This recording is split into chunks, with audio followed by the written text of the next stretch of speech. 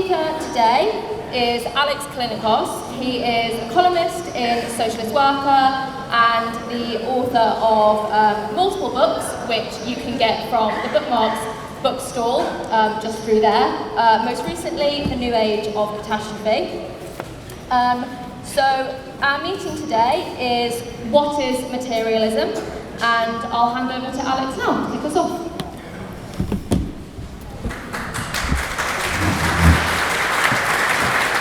Great. Thanks very much, Molly. Thanks everyone else, although it's always wiser to applaud when you've heard what I have to say, since it may be complete nonsense. Now, just to emphasize, this meeting is called What is Materialism? I mean, capitalism and ideology may figure a bit in what I say, but it's not at all the focus of what I want to talk about, which is much more to do with the relationship of human beings with the rest of nature and how that's relevant to current debates. For example, the debate about sex and gender. Because materialism, is a philosophical doctrine or something like that. Something that seems quite abstruse. But if you look at the debates on the left, for example, about the Supreme Court decision, suddenly materialism pops up. You have people on the left who say that in arguing that sex is biologically determined, they're taking a materialist position. They also say, it quite amuses me actually, that if you think that sex is something socially formed, socially constructed as the jargon has it, then you're a postmodernist. I agree with much of what Judith Butler says in her latest book, Who's Afraid of Gender? But I also wrote a book called Against Postmodernism. Now, it was a few decades ago, but I haven't changed my mind about postmodernism, and I don't think I'm a postmodernist. And I want to try and really bring out the way in which, in this kind of debate, what's the conception of materialism that is advanced by so-called trans-critical Marxists is a very crude, reductive form of materialism, what Marxists historically have tended to criticize as mechanical materialism. But I'll come back to mechanical materialism. Now, materialism means a number of different things, and I'm not going to bore you by going into all the different possible definitions.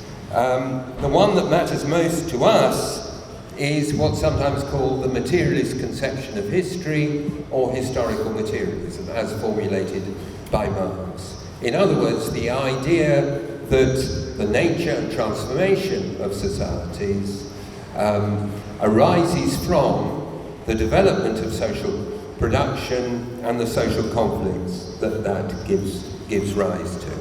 It's very important here that I just get rid of the question of determinism. Sometimes Marx is accused of determinism. In other words, the idea that everything happens as a simple consequence of whatever's going on in the economy. That's absolutely wrong, both because it misunderstands the complexity of the relationships between different aspects of the social whole that, for example, we live in, but above all because it leaves out agency. One of Marx's most famous sayings is that human beings make history, but not in circumstances of their own choosing. So there's a space for agency and a space indeed for choice. Marxism is a theory of freedom. The political value that Marx most strongly endorses is freedom. Now, but what I want to look at, because I think it's at play in these arguments about materialism, is how this historical process is articulated onto the rest of nature. I say the rest of nature because Marx in particularly his early work, the Paris manuscripts of 1844, is insistent that human beings are a part of nature. It's one of the respects in which that work echoes things said by the great 17th century philosopher Spinoza, who also insists that human beings are a part of nature. And this idea continues in Marx's later work. So one of the key concepts that people who work on eco-socialism and so on have shown a lot of interest in recent years, one of the key ideas in Marx's Capital is the idea that the labour process, the process through which human beings produce different kinds of useful things in order to meet their needs, the labour process is, as Marx puts it, a metabolism between labour and nature.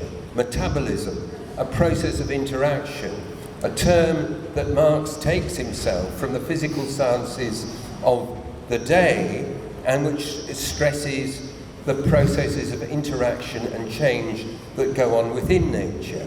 And I think it's important to say, even though Marx talks about a metabolism between labour and nature, what he's talking about are processes internal to nature, because human beings and what we do and the societies we create are all part of nature. Now, if we just stop there, then it's very easy to end up in mechanical materialism. If we're part of nature, doesn't that mean that what we do is a product essentially of physical forces, of the laws of nature understood at its most basic level, namely the physical level? There's a conventional Marxist definition of materialism as saying that everything is matter and motion. Personally, I don't find that a very useful way of thinking of the world. And Engels, Marx's co-thinker, very usefully directed us away from that way of thinking about nature, because he was very insistent on the complexity of nature. I mean, Engels confused things somewhat by talking about universal laws of the dialectic and things like that. I'm not interested in that, and I'm not going to talk about it today. Nature isn't simply one single set of forces and causal factors and so on and so forth. Nature is complex. Okay, well, just to say that isn't very interesting. So how do we give some content to the idea that labour is complex? One way is through the philosophical idea of emergence. In the other word, the idea that nature is composed of different levels, and that one level emerges from and relies on a more basic level. So, for example, you have the idea of a kind of layering of nature involving at the most basic level the physical, then the chemical, then the biological, and then what we're most interested in, the social. And I think, and it goes along with the idea that each of these levels of nature is autonomous. Now, autonomous comes from the Greek words that mean self-governed, or giving yourself your own laws. So the idea is each level of nature, the physical, the chemical, the biological, the social, I'm oversimplifying, but never mind, each has a distinctive set of laws, and each of those levels is not reducible to the level below it, and indeed, especially not to the level of the physical. So you have the physical with its own set of laws, then you have the chemical with its set of laws, arising from, in some sense, emerging, hence the idea of emergence, from the chemical. Then above that you have the biological, again with its own laws, and then you have the social with its laws. This is quite a good picture of both the unity and the complexity of nature. The only problem is that you may think that each of these levels are operating separately from each other. But this isn't right. You know, think of me walking to the bus to go to Marxism this morning. There are actually an enormous number of different things going on. The sun is shining, and I'm able to walk, to move, which involves all sorts of complex interrelations between the Earth and other bodies, including the sun itself. It involves the operation of gravitational forces and all that kind of thing. I'm a human being, walking upright. I'm full of energy because I've just eaten my breakfast. What did I eat for breakfast? Some kind of cereal, which of course we know is the result of a complex and in many ways exploitative and destructive economic process. I've got a bus pass because I'm a pensioner. I'm too idle to work anymore, and I'm going to catch a bus to go to a festival devoted to social revolution and the destruction of capitalism. So, you know, when I put it like that, what you see is all these different levels are present and interacting everywhere. They're interacting simultaneously throughout the reality that we inhabit as human beings. We don't live in a little kind of human social burrow, separate from all the other parts of nature. So the biological and social in particular aren't separate domains. Now, one of the very best books I've read about biology is by two American biologists, Richard Levins and Richard Lewontin, called The Dialectical Biologist, because they were Marxists and they developed a very interesting dialectical approach to the understanding of biology. And the crucial article in that book is called Organism as Subject and Object of Evolution. Organism, you know, living creatures of some sort. The object of evolution, yeah, no, that's what we're taught about at school, you know, how we're adapted to a particular environment and all other organisms are adapted to their environment. But no, organism as subject and object of evolution. That's an interesting idea, isn't it? And what Levins and Lewontin go on to show are the very complex interactions that take place between genes, the organisms that express those genes, and the relationships between genes and their organic expression is very variable. There's no simple mechanical leap from a particular set of genes in an organism and the structure and so on of that organism, and environment. And this is in particular the question of the relationship between organisms and their environment is crucial to the idea of the organism as a subject of evolution, because it's not simply a matter of organisms being adapted to an environment that just exists independently of them, you know, like a kind of wall that the organism, standing independently of the organism, that it has to relate to. So Levins and Lewontin argue that the nature of organisms determines what's relevant in the environment, and they give a good example. They say, take a tree with some stones lying at the bottom. Now, if you're a woodpecker, the interesting bit of the tree is the bark, because you want to drill through the bark to get at the nice juicy worms or whatever that exist under the bark so that they can have their supper. If you're a thrush, it's the stones at the bottom of the tree that is interesting, because they can bash the shells of snails against the stones and then get it, and by breaking the shells, then get at the snail. So, you know, it's the same, you know, physical feature, a tree, but the relevance to different organisms depends upon the nature of those organisms, and of course, as my example suggests, particularly what they eat.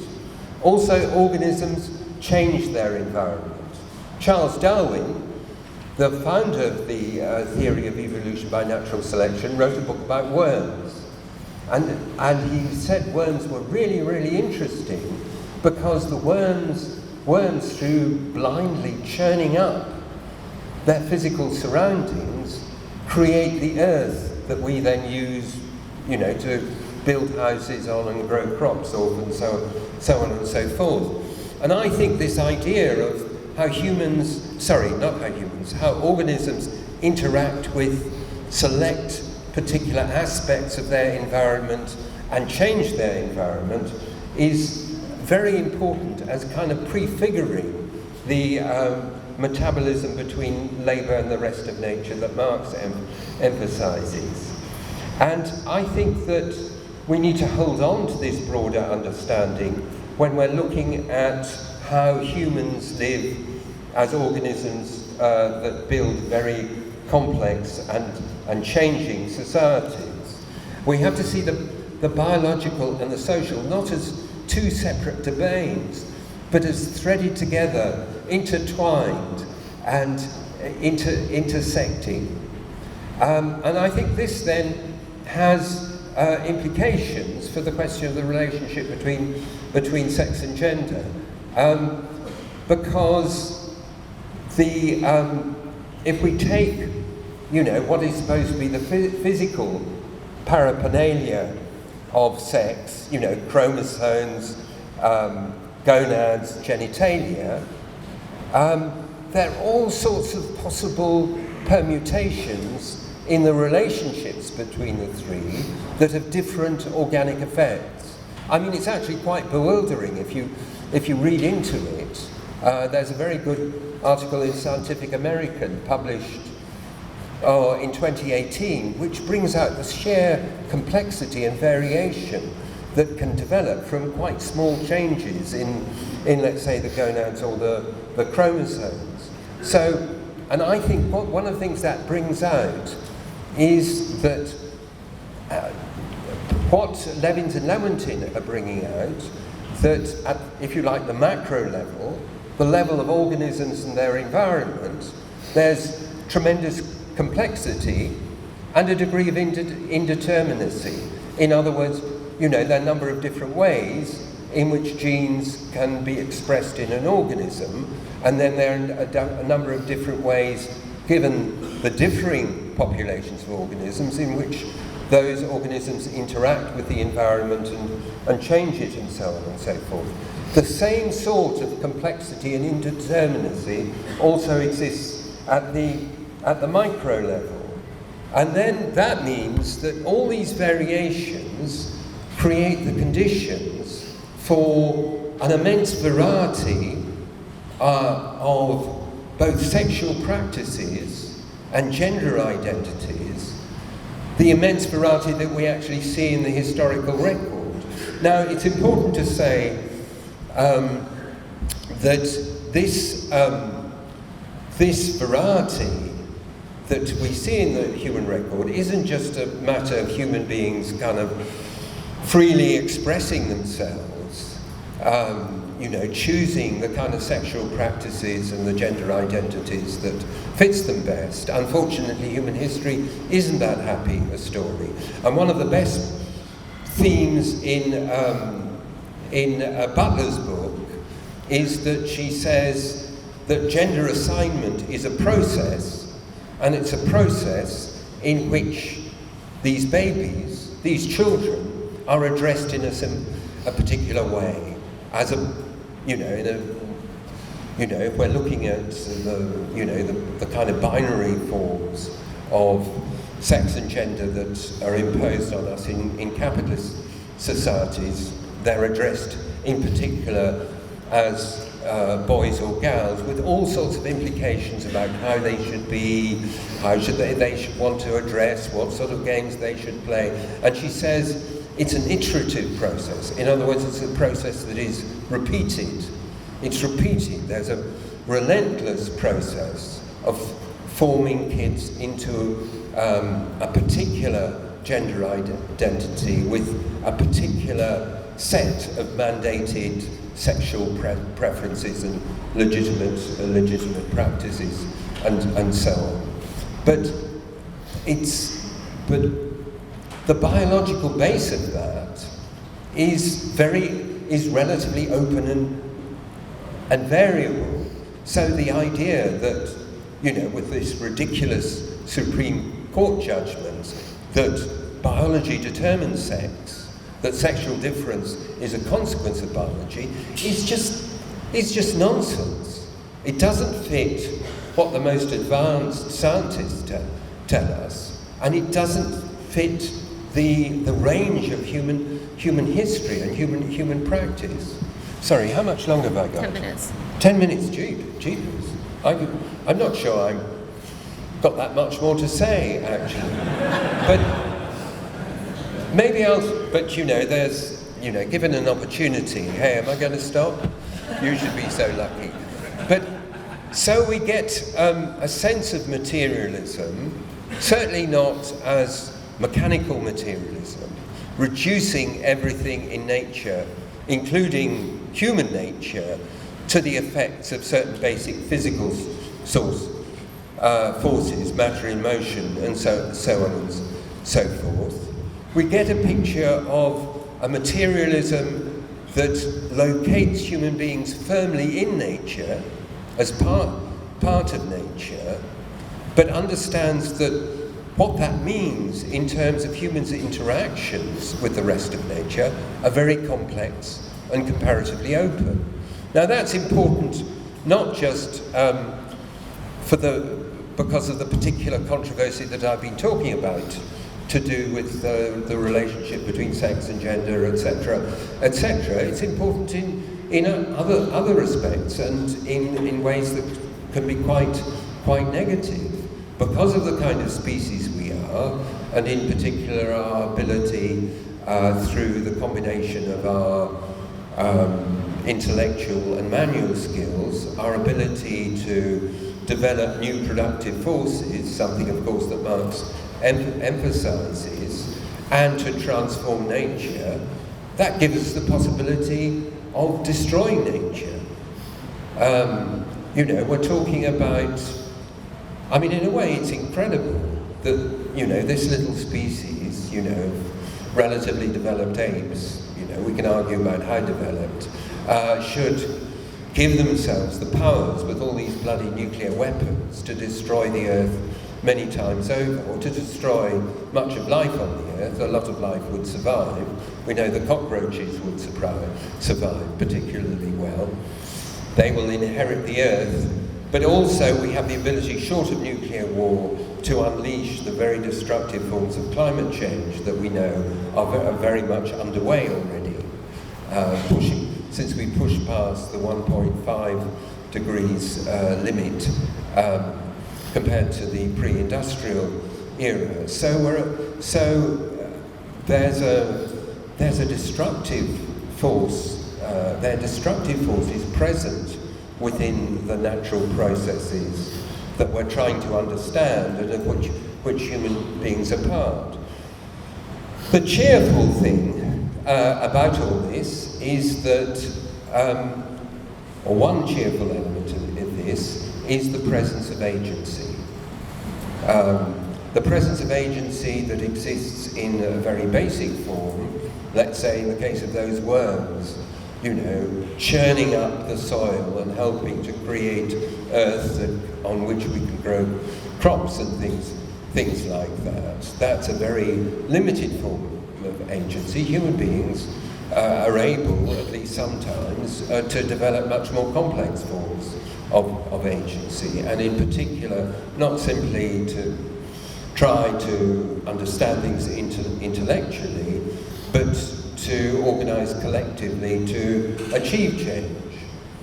And I think that's the point I want to end up by emphasizing. In the thesis on Feuerbach, Marx says previous forms of materialism were just contemplative.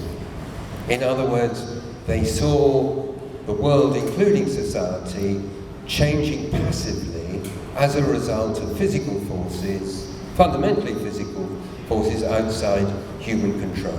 And Marx says it's idealism that has developed the active side.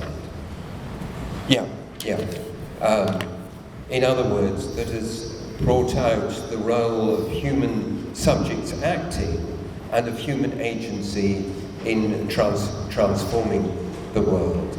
And maybe there is, I don't want to make any concessions to the contemplative, our contemporary contemplative materialists, but I suppose you could say, I said I like Judith Butler's latest book, but she's not a Marxist, even though she quotes Marx. She focuses essentially on changes at the level of values and norms without any real deep relationship with the kind of material structures, the social and economic relations that support norms and values and all that kind of thing. But nevertheless, you can say, well done, because she has developed the active side, the element of human self-creation, when it comes to the questions so central to us in all our lives of sex and gender. But nevertheless, Marxism represents a deep materialism which encompasses uncertainty, indeterminacy. Indeterminacy means that things are open. There's more than one possible outcome to a situation, and agency, and the possibility that human beings can seize control of the processes underway in the world at the present time and change them. And in the process, we can remake ourselves. And for me, one of the great things about the Trans Plus movement is that it is people choosing to remake themselves.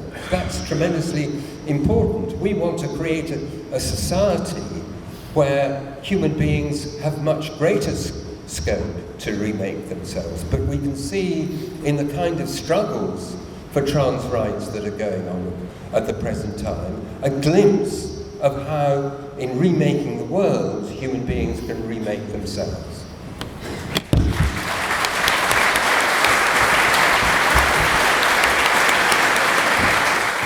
Right, thanks very much for that, Alex. I want to start with Darwin and the development of science really through the 19th century, because I think one of the useful things that Marx said was how, I said this earlier on today, so I'm going to repeat it, how the past weighs like a nightmare on the brain of the living. And I think it's important that we understand that science is emerging with that weight on it of the development of colonialism and the racist ideas which justified colonialism, which is the idea of the hierarchy with the white male at the top and the black woman at the bottom, and at the same time also the imposition of the family and the gender binary, and the idea that there was a particular role for men, that they were superior to women, and a particular role for women, and this actually shapes the development of science. And therefore, if we think, and I'm going to flip now to after the Second World War, to the women's liberation movement, one of the things which I think, if we look back at it, which you can do over the last 50 years or so, it was old to me, is that if you think about the first women's liberation movement, when one of the slogans of that was, biology is not our destiny, it was actually a movement of women saying, we are not going to be trapped into this binary, we are going to determine our lives for ourselves, we are going to reshape how we are, how we dress, how we behave, how we work. We want, in the process of all of that, we want equality, we want control over our own bodies, we want control, we want 24-hour nurses, we want abortion rights, contraception and all the rest of it. At the heart of it was this notion of breaking out of the binary. I think the eruption, which was part of the 60s of Stonewall, which was actually led by trans people, of this breaking out of, we are not going to be confined in the binary either, we are going to be proudly gay, and not unfortunately at that stage trans. Again, it was a breaking out of the binary. It was a social movement which rose up and said, we do not fit this is not our experience, this is not us. And we actually then have to see the trans movement in the light of that, of breaking it open again. And it is very, very important, therefore, that we actually link this understanding of fighting oppression, of fighting the binary, that fighting for trans rights, fighting for trans liberation is part and parcel of the same fight as gay people and lesbian people undertook and that women were undertaking. They are part of a piece and they cannot be separated. We either liberate all of us or we don't liberate any of us. Yeah, I'm John, I'm a biologist. I teach medicine at Oxford University. I teach genetics and reproductive biology, actually. So I really want just to add to what Alex said about the importance of having a more sophisticated view of biology and also recognising what's different about humans. Because the argument that transphobes use, that it's really just a biological thing. Women have two X chromosomes and men have an XY, and therefore a trans woman cannot ever feel like, what it's like to be a woman because she doesn't have two X's. Misunderstands completely the complexity of even the genetics. So, for instance, there are XXY individuals, Klinefelter syndrome, Turner, that's when you've got just one X chromosome, but that's just the one side of it. There's a much more subtle biological thing going on as well. The whole biology of how we become either male or female is a very complex interaction between genes, the environment, hormones. There's this thing called epigenetics, which is actually showing that genetics itself is only one way of looking at the genome. But then moving on from that, and having said that, actually the biology itself is complex. So there's plenty of reasons. If someone says, I feel like a woman trapped in a man's body, it's perfectly a good biological reason for that. Or if someone says, I'm non-binary. But also, we've also got to look at, as Alex and the last speaker also talked about, what makes us different as humans. Because one thing that really brought me to Marxism many, many years ago. I think my first Marxism was 86. And one of the reasons I came to Marxism is I'd just read Engels' essay about the evolution of human beings from apes. And what he absolutely showed then, way before his time in a way, because it was only the fossil evidence many years later that backed him up, was that the big difference about human beings is once we started to walk on 2 feet, that freed our hands to use tools. And it also led to the development of language, because we had then things to say to each other, as he said, it led to the development of the brain. And that's had a massive impact on the way we see sexuality and gender, because we can express through words complex concepts. 1 minute. And that affects the way we see sex and gender. Also because we create tools, we can make tools that allow us to be more expressive in our sexuality and our gender. So on the one hand, we can express very complex ideas about what we feel about either being a man or a woman or something in between. And also, we can make this affect our sexuality and the way we have sex and the way we interact with other people. I read an article quite recently. It was by a primary school teacher who was saying he asked people in his class, there were little kids in his class, to bring in objects they found around the house. And he said it's amazing how many sex toys turn up in the classroom. The kids don't know they're sex toys, but it shows how much of a feature of sex actually sex toys are. Actually, this isn't common to just like modern society. Hunter-gatherer society had a very fluid idea of sexuality and gender. They also used a hell of a lot of sex toys, and these things have been sort of suppressed often by places like the British Museum, by double-handed dildos, all sorts of things you can imagine how that might affect the sexuality. And also they celebrated transgenderism. I think there's an argument that some of the shamans in these societies were transgender, and it was partly because they were seen to have a more complex view of sex and gender. That's the sort of thing we can expect in a social society, a celebration of sexuality and gender and the fluidity of it, all, of course backed up by all the modern technologies that we create. It was amazing because Alex was talking about something that is primary to my work. Okay, sorry. There isn't in mathematics a structure called a Markov blanket, and what it does is it shows you what's external to a system and what's internal to a system, and the dependencies there that you create there. You know what? And when we talk about an agency, what are we really talking about? We're talking about a protected interiority. That we don't become legible and become an object to a system, we are actually a subject. Because if you're an object, you can be compressed, you can be treated as the landscape, but if you're a subject, you have to be negotiated with. And I just wanted to, there's a very interesting experiment that was done in Santa Fe, complexity theory and to do with emergence, that was using genetic algorithms to model life. And one of the upshots of this is that suddenly you've got this situation where you've got this bimorphism, these body plans, these double body plans emerge from the system. And they emerge because one organism was trying to parasitize another and take over its reproductive system. And so what the other organisms did is it bifurcated. In a sense, what it did is it created a cipher. You couldn't invade my interiority unless you had the two parts. So always, the system, always we are trying to recreate our interiority so we don't become the object, the system to our environment. We remain the subject. And that's, I think, at the center of some of the insights that come out of what Alex was talking about. I spent my youth in the women's movement fighting that women shouldn't be determined by our biology.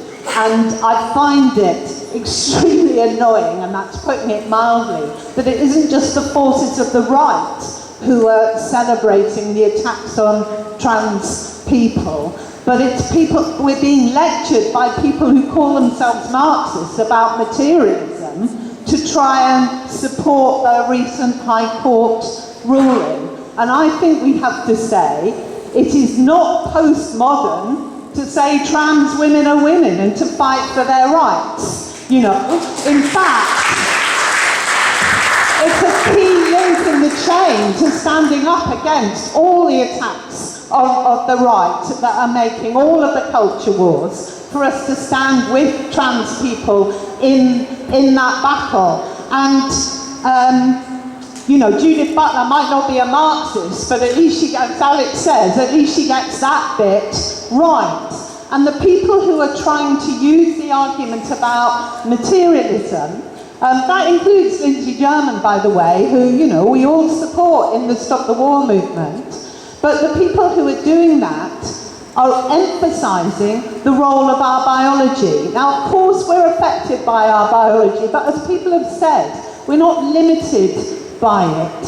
And to be honest, the people who supported the High Court ruling weren't celebrating our, you know, right to menstruation or maternity. What they were really arguing is that all people who are born with a penis are a threat to all people who are born without one. That's really what they're saying. And I think, as Marxists, we don't just look at what the material roots of things are, we also look at the material basis for fighting them.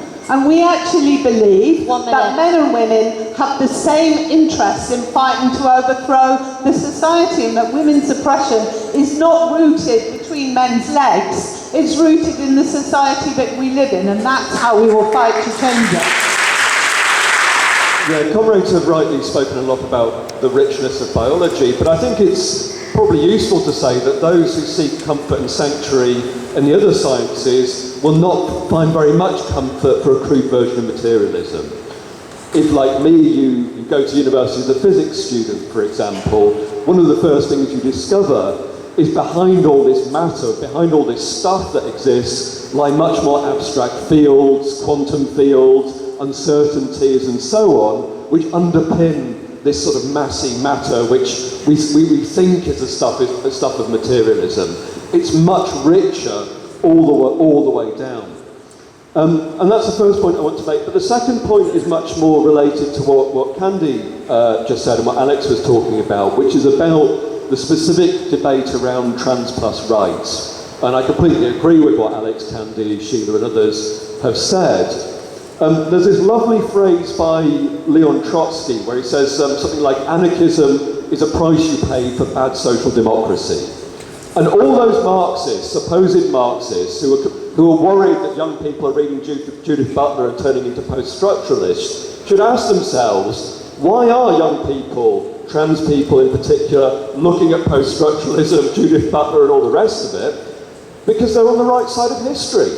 Because they're on the right side in the battle between the oppressed and the oppressor. And unless we understand, we start from the perspective of the oppressed, we respect their democratic rights, we're not going to gain a hearing, and rightly so among these people. And I think this is important, because one of the prices we'll pay for not making accessible the rich, sophisticated form of materialism, which is at the heart of Marxism, is precisely that the only option available to people will be postmodernism, post-structuralism, and so on. And we have to say there's a much richer tradition, going back to Marx and Engels, that embraces a version of materialism that is starkly different from mechanical materialism and can enrich our understanding of these kind of problems. And that has to be part of the argument we take into these movements. I'm happy we're having this meeting, because I think it's right that there has been this bastardisation or distortion of what is meant by materialism by figures on the left, as people have mentioned. And I think it's also based in this sort of false dichotomy between sex, or biological sex as this immovable constant, and then gender on the other hand, which is socially constructed. But to be honest, I think this is a simplistic way of looking at it. It's undialectical, it's not Marxist, really. To be honest, as lots of people have said, and I've got far less scientific expertise than some other people have spoken, but biological sex is of course not static, it's far more on a spectrum. Someone who I have read is Cordelia Fine, who talks about, hormones, genes, the fact that people are born intersex, it's not binary, it's not static. But not only this, materialism isn't just equatable to, your biology or biological characteristics.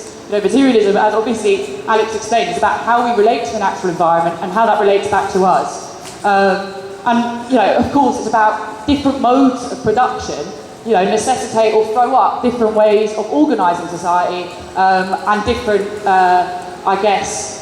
ways of conceptualising sex and gender, different sort of social norms, as it were. And obviously in pre-class societies, there were much different ways of conceptualising notions of sex and gender.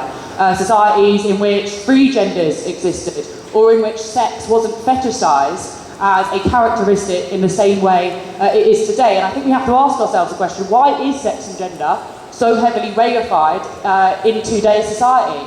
And it's because gender-based oppression is useful to capitalism.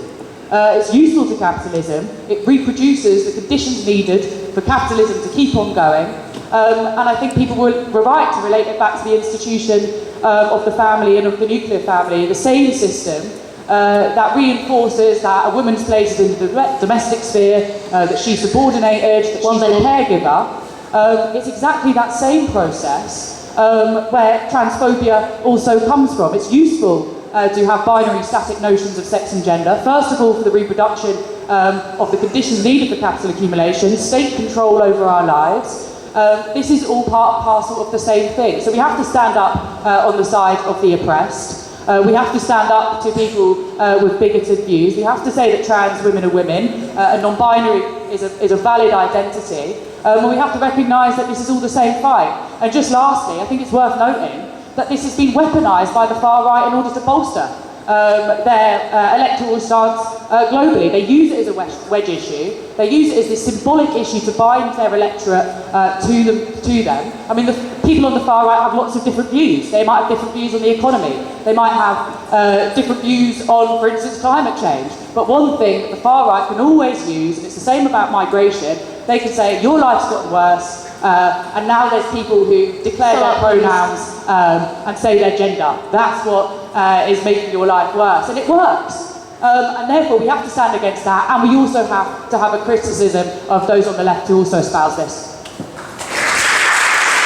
Yes, as revolutionaries, we're often having to fight against a common sense view of the world that men are men and women are women, men are from Mars and women are from Venus, and never the twain shall meet. And you see this also when Labour politicians are asked about the question of gender. All the knots they tie themselves in over the question, although they've recently, as people pointed out, caved in. So we should always question the common sense view of the world, because it's often saturated with bourgeois prejudices. And I think that's particularly true in the case of gender. I mean, I think also some Marxists have a very fixed view of ontological categories, that they're unchanging. And I would say that that is not the case in sciences. I mean, like Joseph, I studied physics at university. When I did my A-levels, I thought I knew what mass, time and space are. And by the time I finished my degree, I had a very different understanding of what they really are. Those meanings of things that we, like time, that we take for granted, actually are not what we think they are. And that space and time are intrinsically separated. That matter can't exist without time. Lots of deeper concepts. And this is the way science develops, is that we develop concepts, and then as our knowledge progresses, those concepts get challenged by our deeper understanding of science. And I think that's the way science progresses. I think someone once said that, I think it was Lenin or someone said that, Marxism is more in common with intelligent idealism than it does with mechanical materialism. And I think there's a lot of truth in that statement. Judith Butler isn't a Marxist, but she has more intelligent things to contribute to the debate than some people who call themselves Marxists. I think the question about biological determinism is so against the concept of historical materialism. And it's not just Judith Butler, but Frederick Engels, who in many ways was one of the first to talk about the social construction of gender. He argued that gender was developed according to the mode of production historically, and that radically was different according to different modes of production. But he was very detailed about capitalism in Britain in the 1840s in Manchester, where he saw not only the role of the traditional family, but that also when male workers were laid off, they were put at home, they were often at home, and he said, God, they are in a difficult situation, and if you see how they are isolated from society, you can understand that when women are put into that position, that is unnatural too. So he understood that actually the development of capitalism also alters the role of women and gender in society. And I think that that's very significant, because Engels is often, it was not just Judith Butler that talked about the social construction of gender, but Engels did in a very revealing way. In that book of The Condition of the Working Class in Britain in 1844 points to things that we can use today, which is, again, gender roles are radically changing in the conditions of capitalism today, so that even the description of the family doesn't fit every household now. Families are highly diverse, highly different. Individual households are the most common in capitalism today, so no fixation on that. My second point is about trans liberation. Because 1 minute. Okay, on the Dublin March of the Gay Pride March, there was a huge trans contingent. And this is Catholic Ireland, right? On that contingent of the trans was the biggest one, and they were all waving Palestinian flags and saying, freedom for Palestine. So when people like John Rees argue that somehow trans liberation is a cul-de-sac or an individual thing or a postmodern thing, sorry, he's wrong. They're an advanced section of politics that they have. They were the best of the movement, and people saw them and cheered them. Fantastic. They weren't talking even about their own trans situation. They had generalised to general politics with the trans people, with Palestine, and to argue that these people are somehow postmodern and not really part of the gender. Get lost. Wrong. I gotta say, thank you so much for letting me have the last contribution on this. This is a real passion of mine, because to bring it back, when we're talking about materialism, we're talking about how biology relates to society, all these things relate to each other. It's good to go back to the basics of historical materialism. The idea that the ideas of feudalism and the church were based on the economy of that time. The idea of capitalism arose because of the changes in society and the changes in the progress of this material world. And the world that we're in now and the ideas that we have, the basic idea of material that we have, is itself an aspect of capitalism and the capitalist society we live in. This world where we think we can divide everything down and down into these tiny details, that you can reduce psychological distress, your mental distress, and all of your suffering down to chemicals in your brain, that you can treat agriculture and the growing of crops as just a matter of shoving chemicals into the soil and just micromanaging the genetics of crops with no idea of the ecology, no idea of the connections, no idea of how all of this comes together. That basic idea of capitalism is something that we can challenge. That when we go forward to move forward into a revolutionary society, we challenge not just the contradictions of oppressor and oppressed, but of these basic contradictions of what material is, what it is to be able to act and what it is to be subjugated and to be used.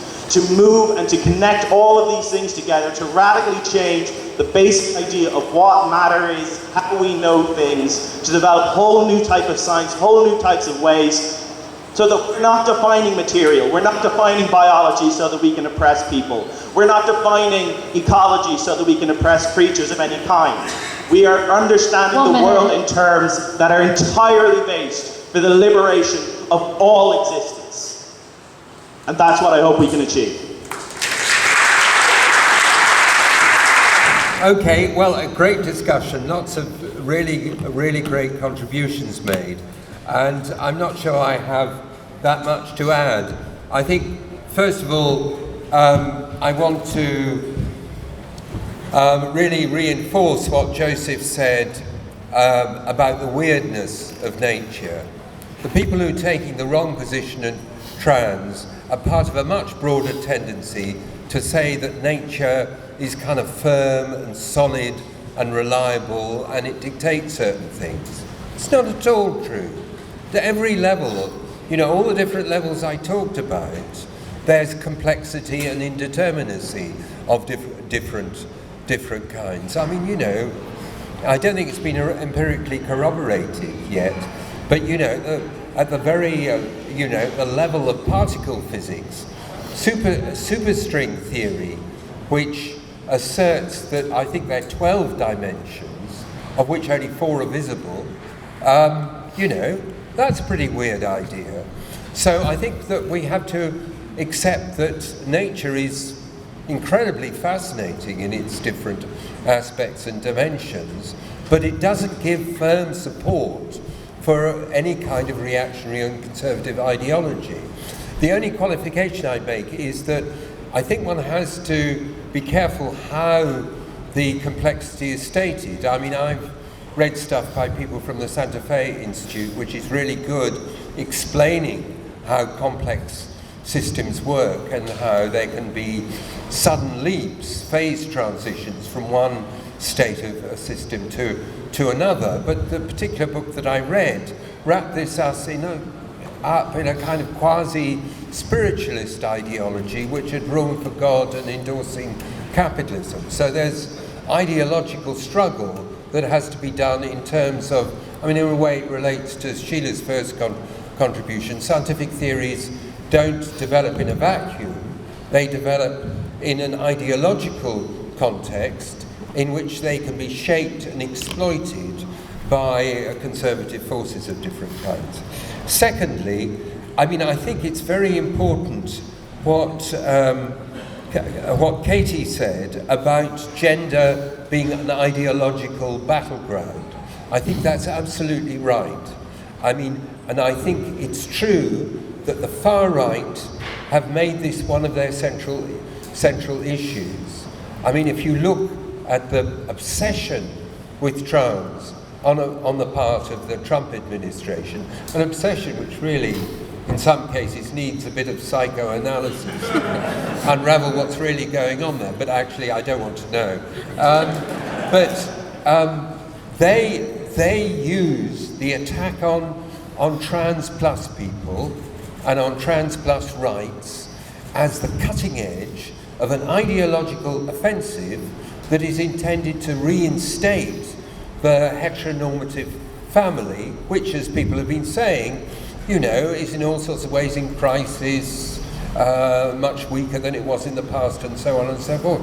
They don't like that, and the use of so-called gender ideology as a weapon in defense of the heteronormative family is mixed up with the idea that, you know, all these, you know, unacceptable ways that people have of living their sexuality is helping to erode the white Christian race, obviously in quotation marks, etc., etc. So racism and anti-trans ideology, trans plus ideology are very closely related. As far as we're concerned, we pick up the gauntlet. You want to have a fight over trans people and their rights? We'll take it on. And we're not alone, as people were saying. You know, the way in which, as for example, Marnie was describing the Pride March in Dublin and the trans contingent on it. You know, this is a moment where people are making connections. You know, the most important thing about Glastonbury wasn't, you know, the uproar about this terrible thing this guy, you know, this band said and so on, death to the IDF. It was the extent to which people supported them, because it's become the common sense of huge numbers of people that the IDF are a murdering, genocidal bunch that needs to be smashed. And the people who've developed that kind of analysis are making connections with all sorts of other issues, including trans rights. And I think that it's important because it involves, I mean, you know, in terms of these connections, if you identify with the cause of the Palestinians, you see that we live in a system where our ruling classes are quite happy to be complicit in genocide if it suits their interests. But if you're also in support of trans rights, then you see what you're saying is the world can change. That people have been forced into these narrow forms of gender identity and so on in a way that oppressed them, and, you know, it's horrible to think of the generations and generations of people who suffered their way. It doesn't have to be like that. We can remake the world and remake ourselves. So this is a critical struggle for anyone who wants to get rid of this horrible system with its genocide, its oppression, its exploitation and so on.